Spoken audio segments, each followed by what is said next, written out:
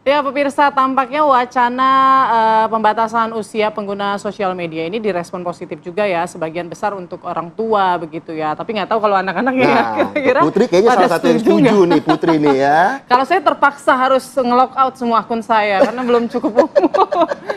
Nah, untuk bagaimana nanti mekanismenya, kira-kira aturan tersebut dan bagaimana kemudian orang tua harus menyikapi wacana tersebut, nanti kita akan bahas, bukan nanti lagi. Hari ini kita akan bahas saat ini bersama dua narasumber yang sudah hadir, baik melalui Zoom dan juga studio. Melalui sambungan Zoom ada Pak Alexander Sabar, Direktur Jenderal Pengawasan Ruang Digital Komdigi. Selamat pagi Pak Alex. Selamat pagi Pak Alek. Selamat pagi Mas Philip, selamat pagi Mbak Putri. Baik, dan juga di studio kita ada Mbak Oriza Sativa, psikolog. Selamat pagi Mbak Oriza. Selamat pagi Mbak Selamat Putri, pagi. Mas Philip. Baik, saya mungkin ke Pak Alex dulu ya yang punya wacana gitu ya. Pak Alex, kira-kira bagaimana ini wacananya, mekanismenya, aturannya yang akan diberlakukan? Komunikasi yang sudah dijalin dengan DPR bagaimana Pak? Baik Mbak Putri, jadi dari pihak pemerintah sebenarnya menyikapinya itu sebelum tahun 2024 ya. Jadi di akhir 2023 itu pemerintah sudah menyiapkan ancang-ancang atau rencana peraturan. Tapi dalam hal ini yang dilakukan adalah menyiapkan rancangan peraturan pemerintah RPP sebagai aturan turunan dari Undang-Undang ITE. Lalu kemudian kita ketahui di Januari 2024 ada amandemen terhadap Undang-Undang ITE tersebut.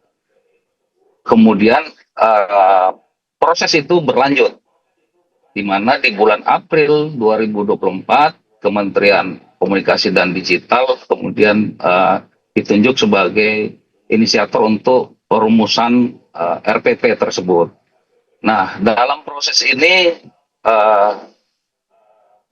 pihak Komdigi melihat perlunya dilakukan konsultasi publik dan itu sudah dilakukan.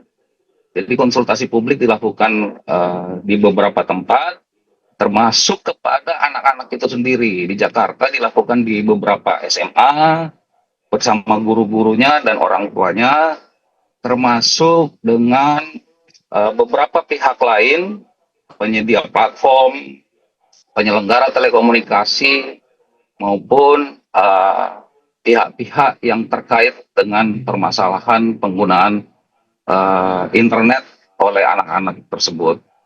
Demikian mungkin untuk informasi awalnya. Pak Alek, tapi kalau kita kemudian membahas bagaimana rencana pembatasan usia untuk pengguna medsos ini kan sebenarnya kalau kita lihat juga dari aplikator juga sudah berupaya untuk kemudian membatasi usia pengguna dari medsos. Kemudian memang hasilnya belum maksimal. Apakah memang ini salah satu yang kemudian akan lebih digalakan oleh pihak pemerintah, Pak Alek? Iya, seperti yang disampaikan oleh Bu Menteri, ada upaya kita untuk memberikan aturan yang lebih tegas. Walaupun memang RPP ini adalah seperti yang dikatakan oleh Bu Menteri sebagai jembatan penghubung kepada nantinya terbentuknya suatu undang-undang yang memang akan lebih bisa mengatur lebih spesifik, karena kita ketahui kan Undang-Undang Dasar kita memberikan hak asasi kepada setiap orang untuk mengakses informasi ya. Bahasanya di konstitusi kita kan seperti itu. Apakah itu orang dewasa atau anak-anak, itu memiliki hak asasi untuk itu. Sehingga di konstitusi juga mengatur untuk membatasi pelaksanaan hak itu dibutuhkan undang-undang. Nah, apa yang dilakukan pemerintah saat ini dengan membentuk suatu peraturan pemerintah ini sebagai jembatan ke aturan yang lebih tegas tersebut. Pada dasarnya kita ingin menyediakan ruang digital ini yang aman, nyaman bagi setiap orang, utamanya bagi anak-anak kita, dan tentunya juga untuk menyiapkan anak-anak kita, baik itu fisiknya, mentalnya, dan emosinya dalam memanfaatkan ruang digital kita. Demikian. Oke, baik Pak Alex. Saya mau ke Mbak Oriza. Mbak Oriza, Kalau dari Mbak Orisa sendiri merespon soal wacana pembatasan usia pengguna sosial media ini bagaimana Mbak? Saya sih setuju sekali ya Mbak Putri, dan kalau bisa jangan lama-lama deh gitu Segera, ya. Dan Akselerasi yang cepat begitu ya, mestinya bisa dengan tim yang baik. Saya yakin Ibu Menteri beserta tim jajaran timnya pasti bisa melakukannya dengan baik. Dan harusnya justru kenapa tidak dilakukan dari kemarin-kemarin dulu-dulu gitu dengan yang menteri-menteri sebelumnya, karena saya yakin, saya mewakili psikolog dan mungkin teman-teman psikolog lain juga ya, praktisi kesehatan mental ya, psikolog psikiater, mungkin juga dalam seminar-seminar ya, termasuk saya juga pasti selalu menyampaikan ketika kita harus menyampaikan materi tentang berinternet sehat, salah satu kuncinya adalah satu, batasi penggunaan media sosial gitu ya, waktunya juga membatasi akses-akses atau kontennya, kemudian waktunya, dan terutama adalah orang tua juga harus cerdas dalam berinternet juga. Anaknya cerdas, ibunya nggak cerdas, orang tuanya nggak cerdas, berarti juga nggak bisa gitu. Jadi saya setuju sekali, jangan berlama-lama, dan kalau bisa ya juga diherankan kenapa baru sekarang, tapi lebih baik late than never kan. Iya. Kalau memang butuh yang cepat, apakah memang ini merupakan fenomena yang menurut kacamata seorang pengamat psikolog begitu, Iya. memang sesuatu yang harus dipercepat begitu? Apakah memang ada efek-efek negatif selama ini yang diberikan dari media sosial kepada anak-anak? Ya, saya ini murni praktisi kesehatan mental ya, Mas Philip. Jadi saya ini tahu betul gitu situasi di lapangan anak-anak sekarang mentalnya seperti apa gitu ya. Singkat kata, kalau dari pertama praktek misalnya 2002 itu mungkin sampai 2009 masih nggak ada lah dampak-dampak internet yang ke saya.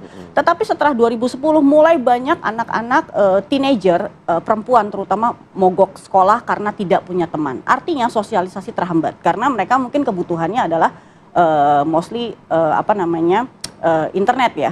Sebenarnya membentuk karakter anak itu kan dengan salah satu apa yang dimainkan. Kalau zaman kita dulu adalah grouping, bermain masak-masakan, perang-perangan. Jadi kita mau nggak mau harus rame-rame dan Guyup ya, lebih dulu ya. dulu guyup.